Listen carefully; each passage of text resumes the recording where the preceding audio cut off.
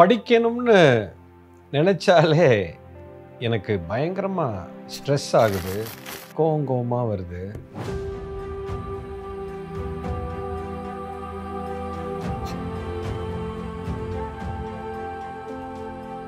கட்டாயம் வரும்.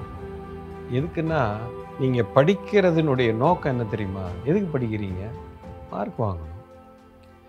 மார்க் வாங்கணும், நல்ல மார்க் வாங்கணும், பாஸ் பண்ணணும்னு படித்தா கோவம் வரும், வலிக்கும், டென்ஷன் ஆகும். அடிப்படையே மறந்து போயிட்டீங்களே சார். ஒரு விஷயத்தை நம்ம எதுக்கு படிக்கிறோம்? அந்த சப்ஜெக்டை புரிஞ்சுக்கணும்னு படிக்கிறோம். அதை பற்றி நான் தெளிவாக புரிந்து கொள்ளணும்னு படிக்கணும். மார்க் வாங்குறதுக்காக படிக்கக்கூடாது. எப்போ நீங்கள் ஒரு விஷயத்தை புரிஞ்சுக்கணும்னு படிக்கிறீங்களோ, இப்போது இன்ட்ரெஸ்டிங்காக இருக்கும். அந்த விஷயத்தை நல்லா புரிஞ்சுப்பீங்க.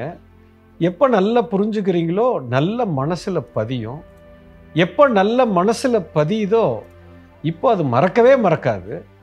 எப்போ அது மறக்கவே இல்லையோ இப்போது ஆனந்தமாக அதை செஞ்சு பரீட்சையும் நீங்கள் அற்புதமாக எழுதுவீங்க.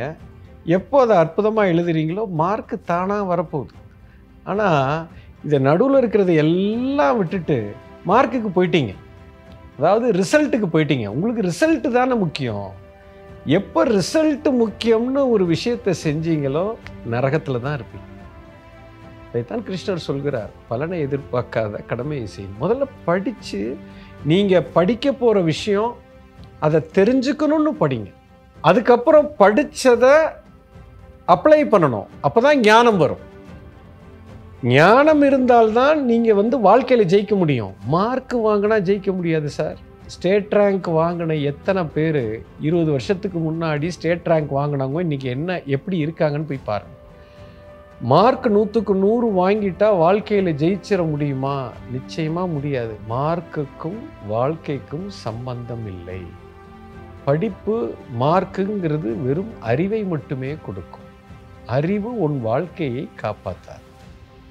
அதனால் பரீட்சைக்கு போகிறவங்க சப்ஜெக்டை தெரிஞ்சுக்கணும் அப்படின்னு படிங்க. அப்போது டென்ஷன் இருக்காது. ஏன்னா சப்ஜெக்டை தெரிஞ்சுக்கணும், அவ்வளோதான். அதை நல்லா தெரிஞ்சுக்கிட்டிங்கன்னா மார்க் ஆட்டோமேட்டிக்காக வரப்போகுது. You understand? ஸோ உங்களுடைய நோக்கத்தை மாற்றுங்க.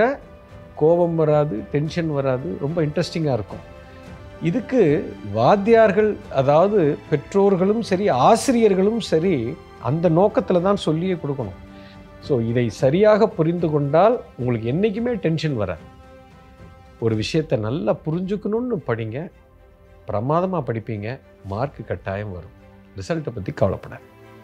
பாரத தேசத்தின் நெடிய ஞான மரபின் தொடர்ச்சி குரு மித்ரே சிவா நடத்தும் அல்கெமி புரோகிராமில் பங்கேற்க ரெஜிஸ்டர் செய்யுங்கள் அல்லது கால் 9655992559. எங்கள் வெப்சைட் www.matangifoundation.org.